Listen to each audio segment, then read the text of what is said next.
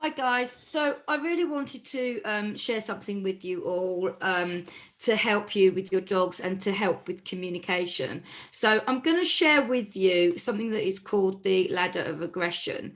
Um, and I just wanted to talk you through it. As you can see, you have a picture of a ladder here, and it goes from green to red. And the title is How a Dog Reacts to Stress or a Threat. And very often, when we think of aggression in dogs, we always sort of jump to the conclusion that it starts with growling, snapping, and biting.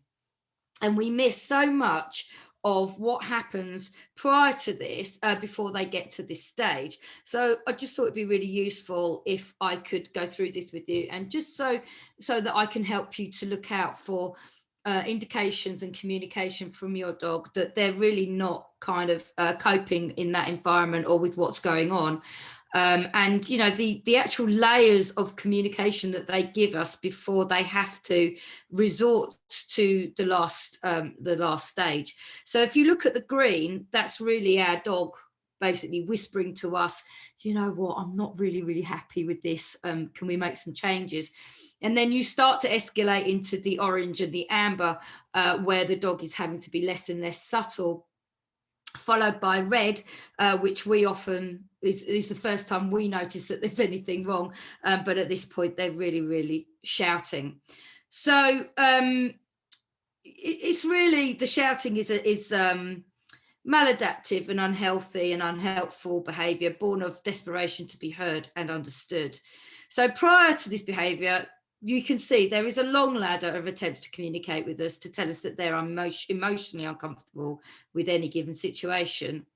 So if we look at the chart, we can see that with every rung of the ladder, the dog is escalating to boiling point. And we know that frustration builds into anger and rage. We just have to think about ourselves. You know, if we feel unheard, or we feel that things aren't going our way, and nobody's listening, we do tend to boil over. We start to really kind of, our frustration levels build until we get quite angry and quite upset. So it's no different for animals. So let's start at the bottom with yawning, blinking, and nose licking. So a lot of people might look at that and just think the dog's tired, or he's just blinking, or nose licking they might confuse with licking their lips because they're hungry or because they've just been eating something. But it is the early warning signal that the environment has become difficult for our dog.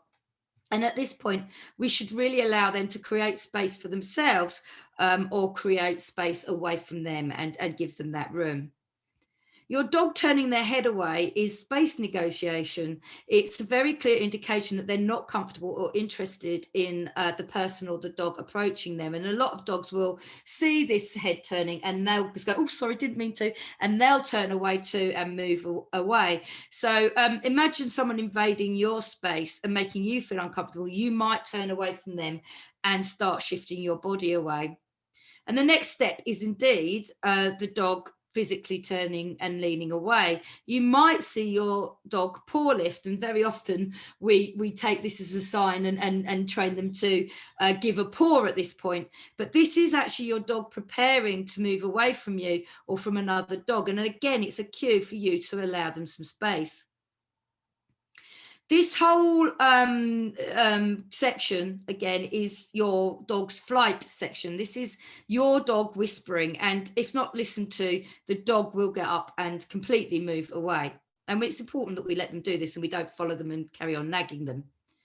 Within the orange section, you'll see the dogs flattening their ears and moving them backwards. You might see a dog's tail go underneath their body, and they'll tuck their hips under, trying to make themselves as small and insignificant as possible. They might tuck themselves into a corner.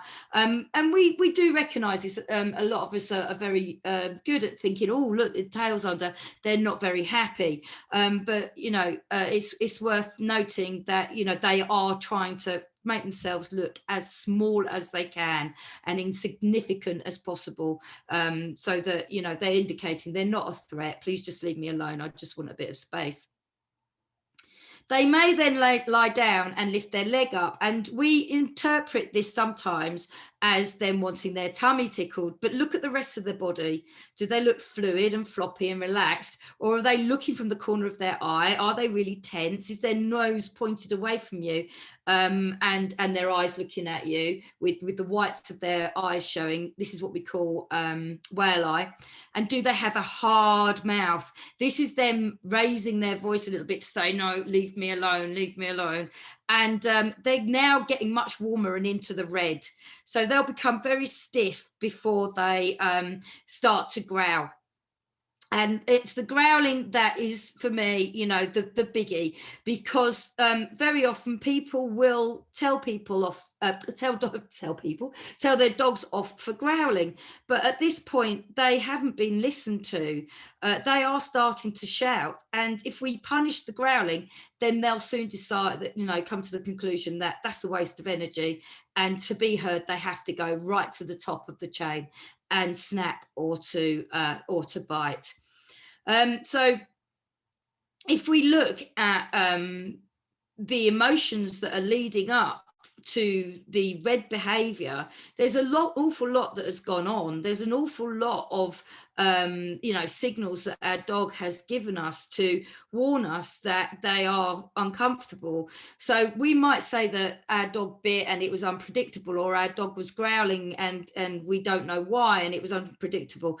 But in reality, it's not unpredictable at all.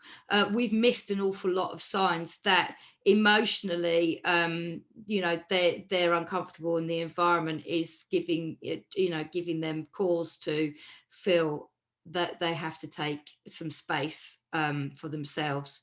So I hope that's helpful. If you want to ask any other questions regarding this, then please don't hesitate to let me know. Thank you for listening.